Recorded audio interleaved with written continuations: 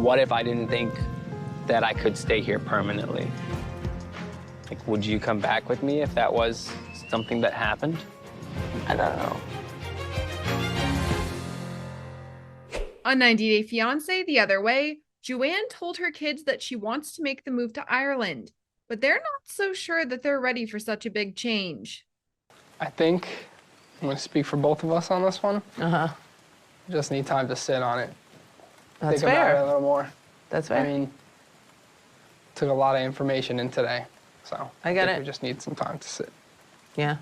Yeah. I respect that.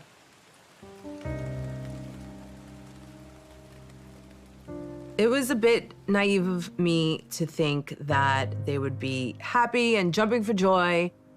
I just dumped like a world of worry onto my kids' shoulders. And the last thing I want to do is hurt my kids. It's not black and white, it's not written in stone yet. And your opinion matters to me, your feelings matter, and I will not abandon my kids. Sean's daughter was taking the news a bit better. How would you feel though if she moved in? If she moved over and moved in with us? I'll be happy. Yeah? Yeah. Okay, well, I'm glad you're taking it well. If you have any more questions or you want to talk to me about Actually, yeah. What? If you have another secret, I'm not forgiving you. Oh, we don't have any more secrets, that was it. If you get a new secret, then tell us straight away. Okay, deal. Yeah, deal.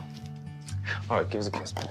I'm gonna go talk to Joey, yeah? Okay, bye-bye. If you want, Your just give me a wife, shout. you mean? Yeah, my wife. Not your girlfriend. Ingi took Corona to meet up with a social media group of individuals that she can relate to. Today, I'm meeting up with a social media group of Black Icelanders who have meetups every month or so.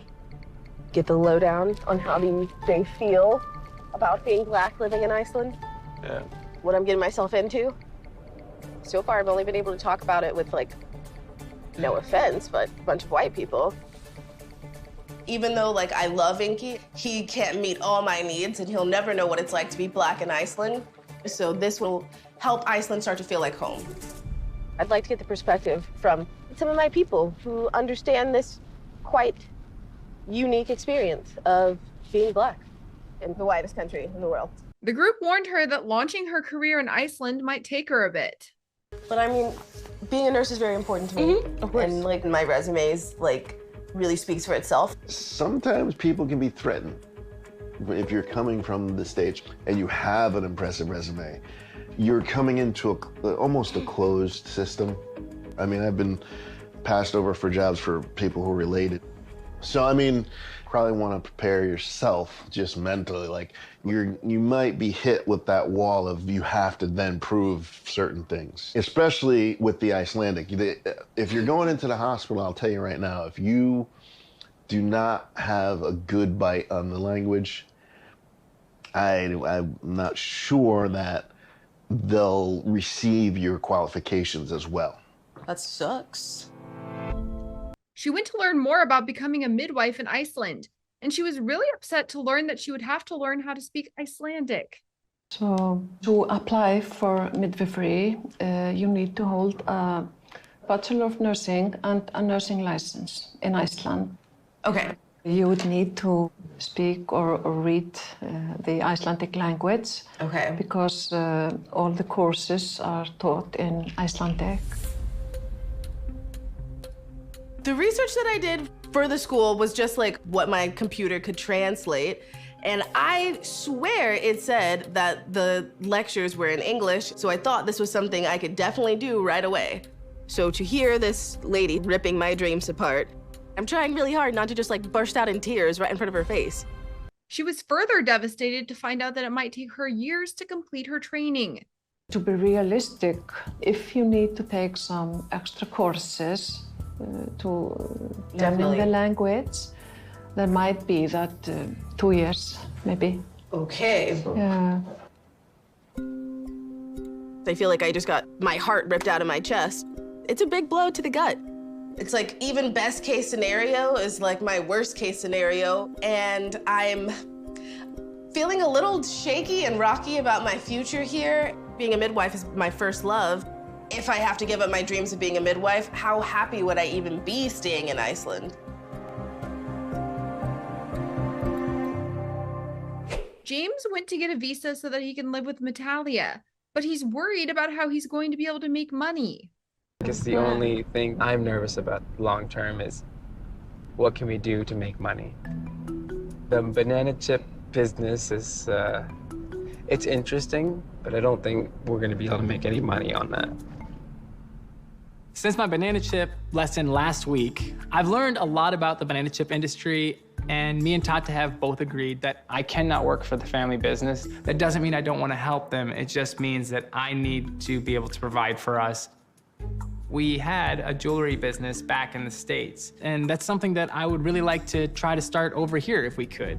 I want us to be making our own way, you know, for us, for our future, for our family. They're also facing difficulties when it comes to bringing their dog overseas. Can we at least visit him? Financially, we can't afford that at all. We have no income, and we still have the car that's not selling.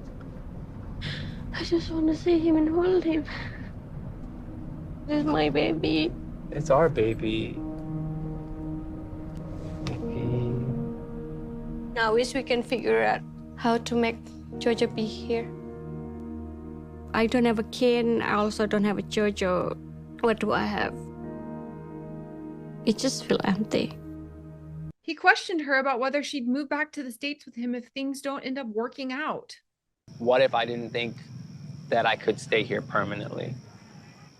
Like, would you come back with me if that was something that happened? If that's like the last choice. Maybe. But let's make that not happen. She's vague purposefully, I feel. The way she worded it. She never really said yes or no if she would come back with me, and that's Very similar to the way I would react when she would say something about kids. and that does give me discomfort because deep down, I'm definitely leaning more towards not wanting to have kids. So that definitely is a fear I have of her not coming back with me to the States if we needed to go back. He also wanted to know if she'd stay with him if he doesn't change his mind about not wanting kids. You're enough for me. But it'd be complete if we have a kid. It's very clear to me that Tata and I are on different pages right now, and it kills me that I can't give her exactly what she wants or promise her something that I can't promise. Because I love her completely, and all I want is to make her happy. I want her to understand that. Like, this is not me trying to hurt her. I can't lose her. That is all I care about.